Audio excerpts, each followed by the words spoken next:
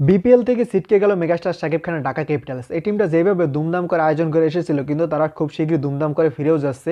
মানে তারা এখনো ফাইনাল খেলতে আর পারবে না, কারণ তারা প্লে অফ কিন্তু নিশ্চিত করতে পারছে না। যদি প্লে অফ নিশ্চিত করতে পারতো তাহলে আমরা আশা ভরসা করতে পারতাম এই টিমটা যে ফাইনাল খেলবে, কিন্তু তারা সুপার ফোরে ঢুকতে পারছে না। অলরেডি তারা আজকে কিন্তু যদি বরিশালের সাথে হেরে যায়, এমনকি যদি তারা বরিশালের সাথে জিতেও যায়, খুলনার সাথে যদি জিতেও যায়, তারপর কিন্তু তারা প্লে অফ নিশ্চিত করতে পারছে না।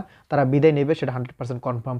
আর সিলেট এবং ঢাকায় দুইটা দল বিদায় নেবে, সেটা 100% কনফার্ম। বাকি তিনটা দল আছে, খুলনা, চিটাগাং, এমনকি রাজশাহী। এই তিনটা দলের মধ্যে লড়াই হবে। তিনটা দলের ভিতরে যাদের পয়েন্ট বেশি থাকবে, এর ভিতরে দুইটা দল কিন্তু সুপার ফোরে যাবে, আর বাকি একটা দল বাদ পড়বে, সেটাও কিন্তু শিওর। তার ভিতরে বাদ পড়ার সম্ভাবনা আছে হয়তো খুলনার, এমনকি রাজশাহী তো অলমোস্ট তারা 12 পয়েন্ট নিয়ে 3 নম্বরে আছে।